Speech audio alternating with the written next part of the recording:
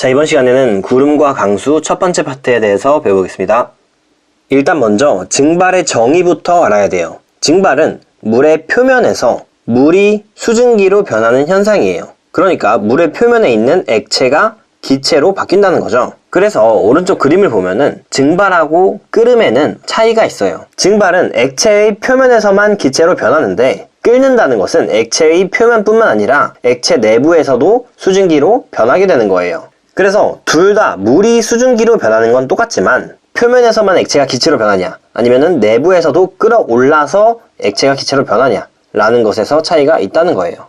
그래서 다시 개념으로 돌아와서 불포화 상태와 포화 상태에 대해서 볼게요. 불포화 상태의 경우에는 어떤 공기가 수증기를 더 포함할 수 있는 상태이다 라고 나오죠. 그럼 반대로 포화 상태의 경우에는 어떤 공기가 수증기를 최대로 포함하고 있는 상태예요. 최대로 수증기를 포함하고 있기 때문에 수증기가 더 이상 안 생기는 거죠. 지금 포화 상태의 그림을 보면은 덮개로 덮어져 있죠. 덮개로 덮은 뒤에 일정 시간이 지나면 이 덮개 내부에 있는 공기에서 수증기를 최대로 포함하게 돼요. 그래서 수증기의 양이 더 늘어나지 않아요. 그런데 여기서 알아야 될 게 뭐냐면은 수증기를 최대로 포함하고 있다고 해서 증발이 일어나지 않는 거는 아니에요. 그림을 보면은 증발하는 물 분자들은 항상 존재하고 있어요. 그런데 증발하는 물 분자 수의 양만큼 공기에서 물속으로 들어가는 물 분자 수도 같다는 말이에요. 그래서 증발량과 응결량이 같다라고 말할 수 있어요. 증발은 액체가 기체로 변하는 거고 응결은 기체가 액체로 변하는 거죠. 그래서 액체가 기체로 변하는 만큼 기체도 액체로 변한다. 그렇기 때문에 물의 양이 줄어들지 않는다고 하는 거예요. 근데 왼쪽에 반대로 불포화 상태를 보면은 증발하는 물 분자의 양에 비해서 공기에서 들어오는 물 분자 수가 적은 거죠. 지금 어떠한 덮개로 씌워져 있지 않고 용기가 아주 많은 공기와 접해 있죠. 그렇기 때문에 액체는 계속해서 증발할 수 있는 거예요. 이 넓은 공기에 포함된 수증기의 양이 많지 않기 때문에 응결량은 적은 거예요. 그래서 증발량이 응결량보다 더 많다. 그리고 증발을 계속 더 많이 하다 보니까 물의 양은 줄어들 수밖에 없다 라고 알아주면 될 것 같아요. 밑에 이제 똑같은 그림인데 물의 증발과 포화를 보면은 열린 공간에 비커에다가 물을 따라 놓은 그림과 덮개를 씌워 놓은 그림은 완전히 다르죠. 열린 공간에서는 물은 계속해서 증발하고 물의 높이는 점점 낮아지고 결국에 비어있는 상태가 되죠. 그런데 나는 물의 높이가 낮아지다가 어느 정도 시간이 지나면 더 이상 변하지 않는다. 그 이유는 이 덮개 안에 있는 공기의 양이 정해져 있기 때문에 여기에 일정량의 수증기가 생기면 증발량과 응결량이 같아져서 포화 상태가 된다는 거죠. 그래서 일정한 양의 공기에는 포함할 수 있는 수증기의 양이 한계가 있다 라고 알아주면 좋을 것 같아요. 다음 페이지로 넘어갈게요. 이제 포화 수증기량에 대해서 조금 더 자세히 볼게요. 포화 수증기량은 포화 상태의 공기 1kg에 들어있는 수증기의 양을 g으로 나타낸 것이다. 예를 들어서 포화 수증기량이 14.7g/kg이면 1kg의 공기에 14.7g만큼의 수증기가 들어갈 수 있다는 거죠. 그래서 이런 식으로 읽어주면 돼요. 기온과 포화 수증기량의 관계를 볼게요. 기온이 높을수록 포화 수증기량이 많아진다라고 나오죠. 그래서 아래에 나오는 그래프를 볼게요. X축이 기온이고 Y축이 수증기량이죠. 그리고 중간에 포화 수증기량 곡선이 있어요. 기온이 높아질수록 포화 수증기량이 더 높아지는 모습을 볼 수가 있어요. 그래서 그래프를 읽어보면 기온이 30도일 때는 포화 수증기량이 27.1g이죠. 그리고 기온이 20도일 때는 포화 수증기량이 14.7g이에요. 그래서 이런 식으로 기온이 높아지면 더 많은 양의 수증기를 포함할 수 있다. 지금 A, B, C 세 가지의 상태가 있는데 A 같은 경우는 실제 수증기량은 14.7g/kg인데 포화 수증기량은 27.1g/kg이죠. 그래서 그래프에서 보면은 지금 요곳에 존재하고 있어요. 포화 수증기량 곡선 위에 있는 점은 포화 상태인 건데 A 같은 경우는 지금 불포화 상태예요. 그러면 이 불포화 상태인 A 공기를 포화 상태로 만들기 위해서 어떻게 할 수 있느냐? 1번 과정과 2번 과정이 있어요.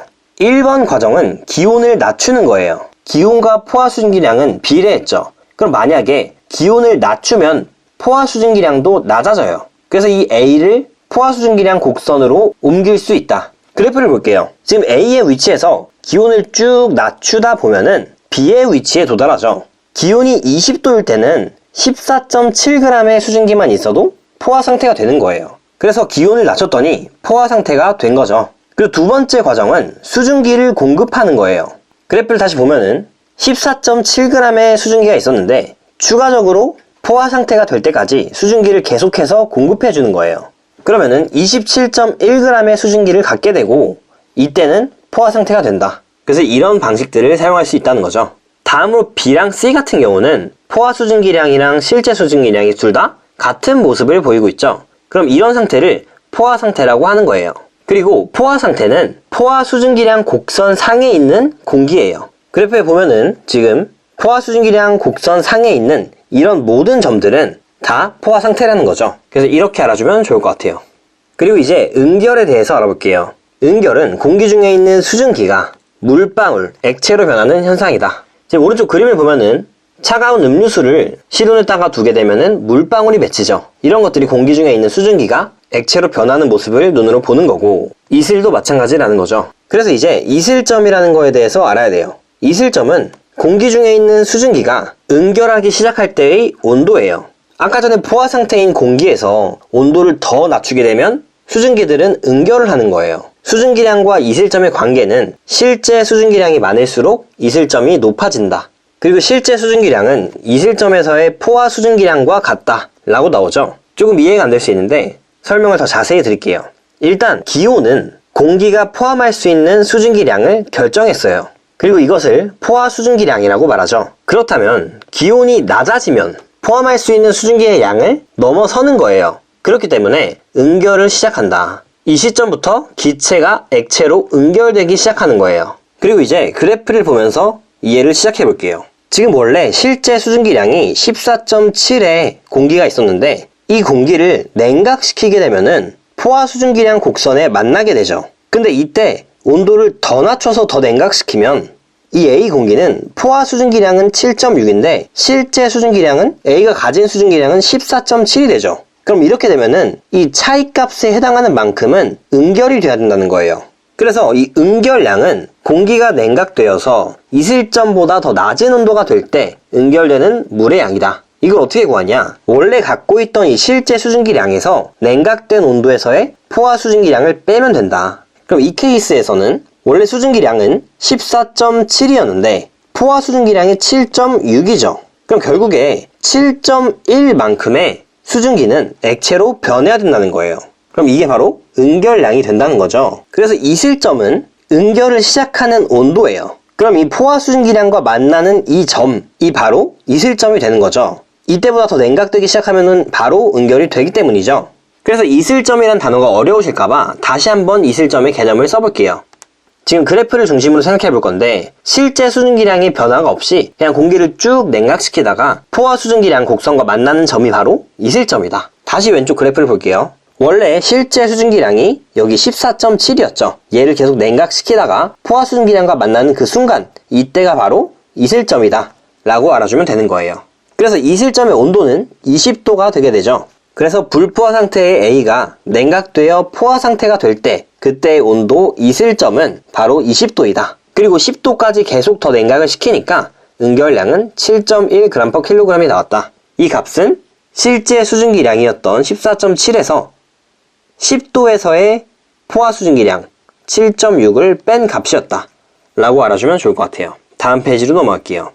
이제 습도에 대해서 볼게요. 상대 습도라고도 하고 이 습도는 공기의 건조하고 습한 정도이다. 일반적으로 상대 습도라고 말한다. 상대 습도는 현재 기온의 포화 수증기량 분에 현재 공기 중에 있는 실제 수증기량을 해주면 되는 거예요. 그리고 100을 곱해주면 된다. 지금 보면은 기온에 해당하는 포화 수증기량은 정해져 있는 값이에요. 그런데 공기 중에 있는 실제 수증기량이 많아지면 많아질수록 당연히 상대 습도는 커지게 되겠죠. 그래서 이걸 알아주면 돼요. 그러면 포화 수증기량 곡선상에 있는 모든 공기의 상대 습도는 100%라는 거예요. 포화 수증기량 곡선상에 있으면 포화 상태이죠. 포화 상태일 때의 상대 습도는 100%다. 그리고 포화 상태를 다른 말로 말하면 첫 번째로는 현재의 기온이 이슬점인 상태라고도 할 수 있어요. 그리고 실제 수증기량과 포화 수증기량이 같은 상태라고도 할 수 있겠죠. 그리고 상대 습도의 변화를 볼게요. 수증기량이 많을수록 기온이 낮을수록 상대 습도가 높다.